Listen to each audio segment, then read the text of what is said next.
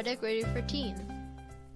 For those of you who don't know, I'm Bia, and Kardec Radio for Teens is a place where teens can talk to teens and to learn about Spiritist teachings and to learn from Spiritist teachings and apply that to our daily lives in ways that us teens would that maybe isn't so relatable when we're just reading a book or listen to an adult lecture. Because a lot of us, when we're just reading a book that's just about facts, a nonfiction book, or we're just listening to an adult talk and talk and talk, we zone out and we lose our spot and forget what we're talking about and start thinking about other things. So hopefully when us teens talk to each other, when we break it down together and put it into simpler terms, into ways that we understand it, hopefully we'll be able to actually take something from that and learn from the message that we just read. We recently have started the routine of going through and reading the Spirits book together and breaking it down and understanding it. So as we're reading it, to stop once in a while and to break it down into our words and to understand truly what it's saying. Because sometimes we read all those words and then we forget what was even said 1 minute ago. Everyone has a different circumstance of when they moved to where they live, what their family is, when they became Spiritists, when they started going to a Santhru. And I can't speak for everyone, but most Spiritist teens that I know can agree that ever since we were little, we've grown up around all of these books that make up the doctrine. We've grown around all these books and all the adults always talking about these books, and everything we talk about is based off these books. We refer back to these books.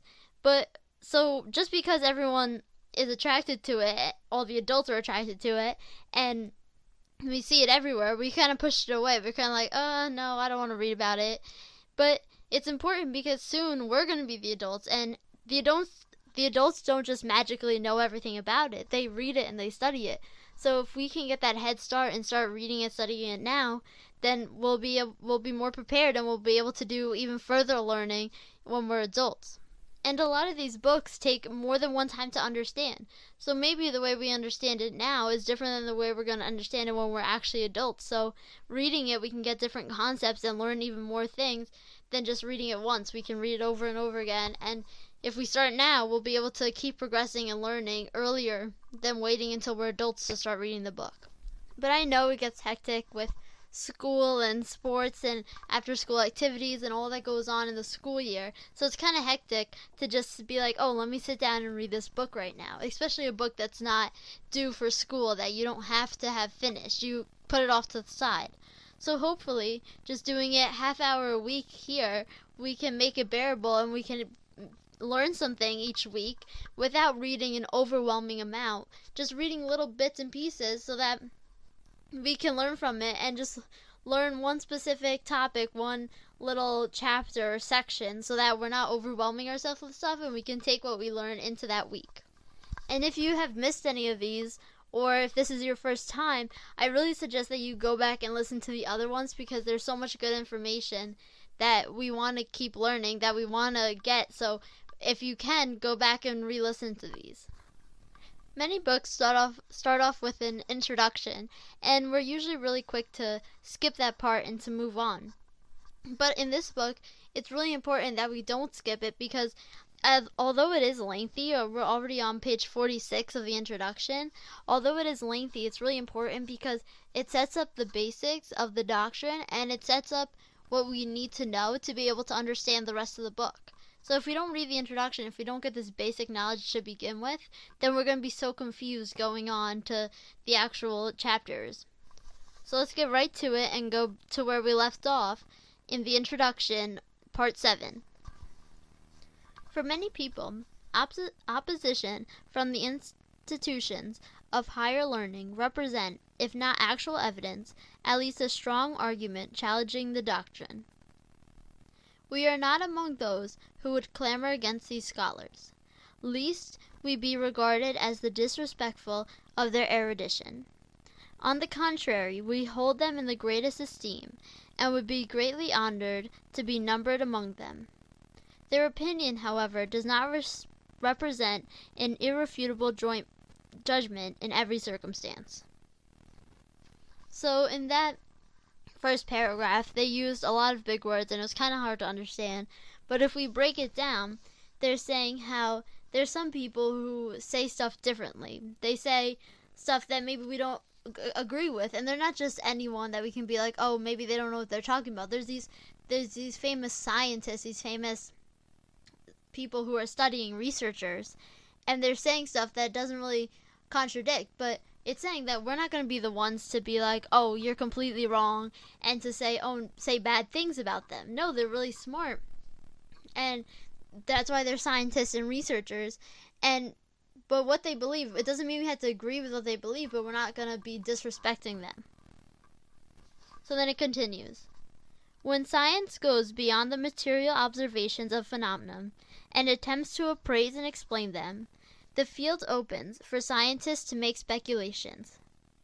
They build their own little theories, hope to see them prevail, and fiercely defend their veridicity.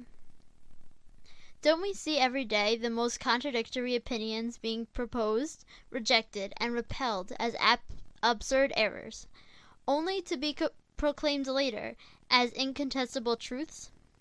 The facts are the sole criteria for judgment, the incontestability line of reasoning. In the absence of facts, skepticism is the position taken by the wise. So now they're getting more specific, and they're saying some scientists and researchers, they go and they say stuff that contradicts with what we believe as spiritists. But they're not saying things because they know they're right. They're saying things because when they're going beyond just material things, they have to make educated guess. They have to think about what might happen, make speculations. So they make little theories and they try and test them out if it works. And they support it, obviously, because it's their theory. So they're supporting it, just like we support what we believe in. So it's not that they are saying this is the way it is, it has to be like this. They're making a theory of what they think could happen and to see if it's right or wrong. Scholars' opinion on topics they have researched fully are justifiably believable because their knowledge about them is broader and better than that of common folk. However, when it comes to new principles and unknown matters, their way of looking at them is nothing more than hypothetical, and they always observe them in the light of their own prejudices. One could perhaps safely state that scholars are possessed of even more prejudices than other persons, due to their nature propensity for subjecting everything to the point of view of their own particular area of knowledge. Mathematicians accept no proof beyond algebraic formulas. Chemists relate everything to the interaction of elements, and so on.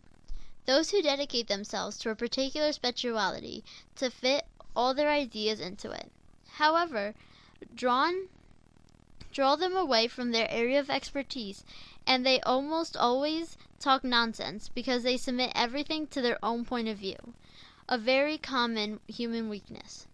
I will gladly and confidently consult a chemist concerning a question of element analysis, a physicist concerning the power of electricity, and an engineer concerning motive power.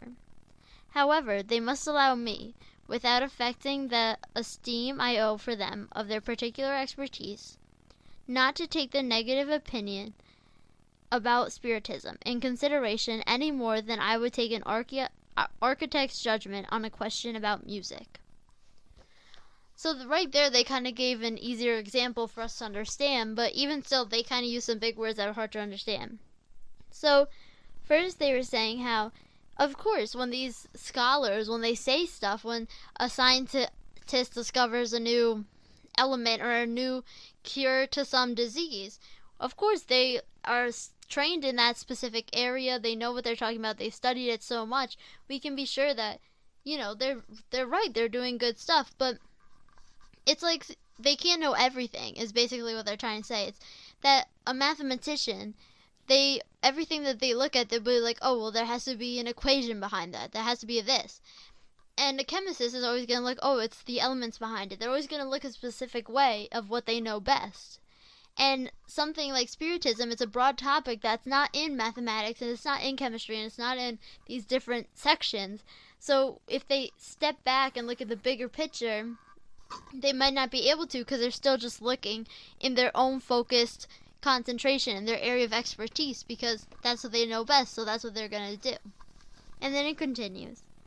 The physical sciences are based on the properties of matter, which can be subjected to experimentation and manipulation at will. Spirit phenomena, on the other hand, rest on the action of the intelligence who have wills of their own, who show us every turn that they are not subject to our whims. Spirit manifestations, consequently, cannot be dealt with in the same way as physical matter. They require special conditions and a different approach, and trying to subject them to ordinary investigation procedures would be trying to establish analogies that do not exist. Science per se is incompetent to make any declarations of its own on the issue of Spiritism. It is not science's place to concern itself with the subject, and its favorable or unfavorable verdict regarding it carries no weight. Spiritism results from a personal conviction that scholars may hold as individuals regardless of their status as scholars. Submitting the issue to science would be like handling a solution of the problem of the existence of a soul to a group of physicists and astronomers. In fact, Spiritism rests entirely on the existence of the soul and its state after death. It would be highly illogical to think that a particular person might be a great psychologist simply because he or she is a great mathematician or anatomist. For example, an anatomist dissects a human body in search of the soul, but does not find it under his scalpel as he would find a nerve, nor does he see it rise like a mist. Based exclusively on the material examination of the issue, he thus concludes that the soul does not exist. Does it follow, then, that he is correct, although his view is contrary to universal opinion regarding the immortality of the soul? No. You can therefore see why Spiritism does not fall under the jurisdiction of science. So right there, that was a mouthful, but right there they say how they're again continuing the idea that you can't tell science, you can't put Spiritism in the category of science and have them try to explain it, because like we were talking about before with the chemicists and the mathematicians, it's not something that their expertise in. Their expertise is the material things, and they have other expertises and they have other areas that they know best, and Spiritism isn't one of them, so it won't be right to let science decide what Spiritism is or isn't, because that's not their area of research, of their area that they would understand. And it's like saying that there's different point of views, and it's not because the person is wrong, they're ignorant, they don't understand, because what they know is that if it's there, like they were saying, the soul, if the soul is there, we have to be able to see it. But we know that that's not correct, but those people, they just don't know, so they assume, if it's not there, if I can't find it, then it doesn't exist. So it's not that people are wrong, it's just that they have a different opinion. But which is why that we can't let science define what Spiritism is, because that's not their area of expertise, that's not what they know best. When Spiritist beliefs become known and accepted by the masses, and judged by the speed at which they are spreading, the time is not far off. The same thing will happen regarding Spiritism, as it happens regarding all other new ideas that have encountered opposition. Scholars will yield to the evidence. One by one, they will accept Spiritist beliefs by necessity, but until then, it would be premature to distract them from their specialized endeavors in order to compel them to occupying themselves with a form matter that is neither within their prerogatives nor containing their theories. Meanwhile, those who take a negative stance without a prior in-depth study of the issue, and who ridicule those who do not agree with their opinion, forget that the same has happened regarding the majority of great discoveries that have honored humankind. They risk seeing their names added to the list of illustrious deniers of new ideas, and inscribed alongside the names of the erudite assembly, which in 1752 laughed uproariously at Franklin's paper on lightning rods, considering it unworthy of mentioning among the subjects to be discussed, or the names of the other groups that caused France to lose its advantage in steam power navigation by declaring Fulton's theory an impractical dream. Nevertheless, both issues were within the scope of science.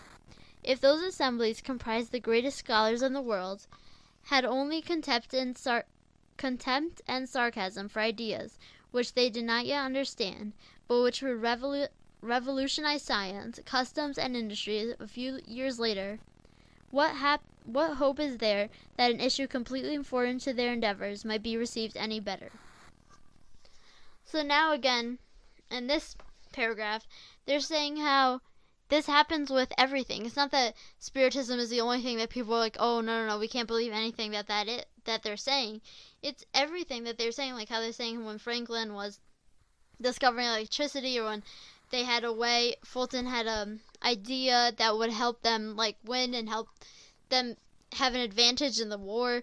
They ignored it as a crazy dream, a crazy ambition.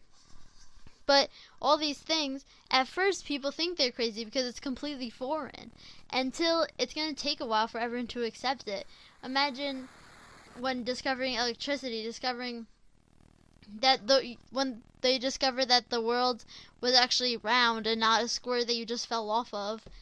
All these things, it takes time for people to understand because they're so used to believing what they believe that it's hard to change their minds and get them to understand. But once they do, then that's going to be the right time for it to spread and for everyone to understand. But until then, it's not worth it trying to force people to understand or to believe what we believe. When the time is right for the word to be spread for everyone to know, then the time will come. But right now, we shouldn't reprimand or force people to try and believe what we believe. People are always really skeptical about new ideas, even scholars. But when the time is right, the time is right, and it'll be noted, and people will start realizing. But until then, we should really not reprimand those people who don't believe exactly what believe quite yet. And then it continues. The regrettable error of a few scholars regarding Spiritism should not be lessen our respect for them regarding other subjects, but is an official diploma necessary for common sense? Are there only fools and simpletons outside academic halls? Let us take a survey of the followers of the Spirit's doctrine to determine if among them are only uneducated persons, and if the huge number of individuals of merit who have embraced it would justify regulated to the real realm of simple superstition. The character and learning of such individuals authorizes us to state that if they affirm it, there must be something to it. So here they're saying that, of course, that the scholars are right, but in their own subjects, but it's not that we need a specific diploma or we need to graduate from something to understand Spiritism. And that's what they're saying, that it's open for all people, because it's not only the people who have a doctor's degree, or if they're a doctor, or if they're a surgeon. It's not only those people who are intelligent.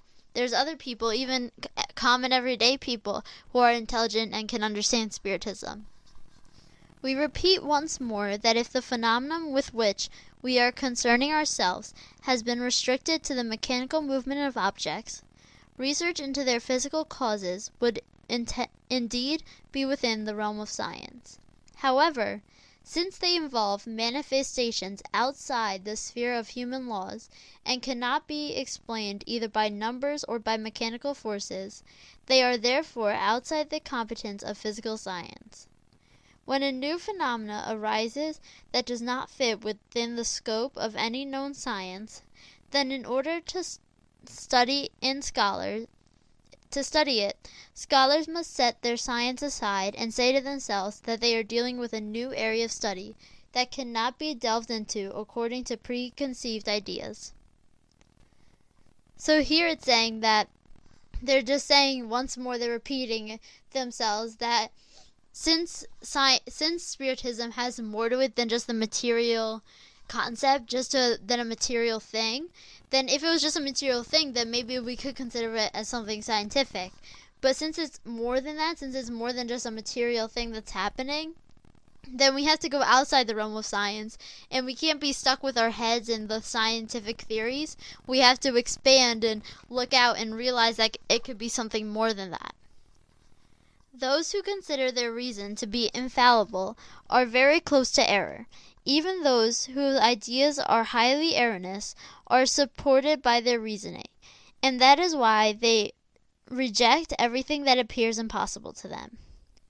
Those who yesterday rejected the admirable discoveries that humanity is proud of today also followed their own judgment in doing so. What we call reason is almost always masked by pride, and those who believe they are infallible place themselves on a par with God. Therefore, we focus on those who are reasonable enough to suspend judgment regardless matters that they have not witnessed firsthand. And judging the future in the light of the past, do not believe that humankind has yet reached its apogee, or that nature has revealed the last page of her book to them. So here it's saying that for people who think that they know everything, and that if it's something outside of what they know, then it has to be wrong, then that is wrong just for the fact, because if they're saying that they're perfect, if they're not making any mistakes, they know everything, then they're making themselves equal to God. And we know that no one can be equal to God, so that's already error right there. So it's saying that you don't have to think that you know everything to understand. You have to understand that we don't know everything, and that what we have right now isn't going to be the end. There's always going to be more to discover. It's not like this is the final. Like, think about the earth. It's been evolving, and now we're just going to sit here and say, oh, that's it. There's no more evolving. We're the perfect state, and this is as far as the earth is going to get. No, of course not. It's going to keep evolving. There's going to be more stuff happening. So it's just the same thing. We can't just assume that we know everything and nothing new is going to come. There's going to be new stuff, and we have to be able to adapt and reason with it. And now we are on to section 8 of the introduction. We would add that the study of a doctrine like Spiritism, which suddenly unveils such new and grand revelations, can only be profitable pursued by serious, persevering, and open-minded individuals, animated by a firm and sincere desire to arrive at a result. This qualification does not include those who lightly make a priori judgment without having observed everything, and those who neglect pursuing their examination of the doctrine with the necessary continuity, regularity, and concentration of thought. Nor does it include those who, in order to diminish their reputation as individuals of geniuses, endeavor to find something to ridicule the most serious matters that are studied by individuals whose knowledge, character, and conviction deserve the respect of all who pride them on their social grace. Let those who do not deem the facts worthy of the attention abstain. No one intends to violate their beliefs. For their part, however, they should respect the belief of others. So this paragraph, is saying how people must respect others, and that if you don't believe it, that's okay. Maybe it's not your time to believe it, but we should respect others. And if others, it can be the other way too. Maybe some people don't believe what we believe and we judge them, but we should understand that maybe it's not their time to understand quite yet. But in Spiritism, we have to have people who are ready to constantly learn and to keep learning over time, which is pretty interesting, because that's kind of what we were talking about before, about how we were saying how to read these books now, but we're going to have to keep reading them so we can learn more and more. And it's kind of the same thing they're talking about, because it's not something that you read it once and you say, okay, I know everything, that's it. We have to keep reading it and keep studying it and keep learning as much as we can. So we need the dedication and the regularity of learning and concentration of thought and taking it seriously, because it is serious. Continuity is what characterizes serious study. Thus, we should wonder about not receiving proper responses to questions that are serious in nature, but ask at random and abruptly in the midst of a bundle of nonsensical ones? A complex question requires preliminary and supplementary ones in order to be answered clearly.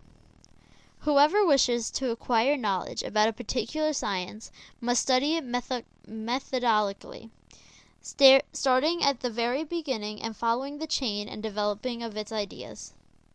Could someone who does not know the basis of a particular science pose questions at random to a scholar and profit from it?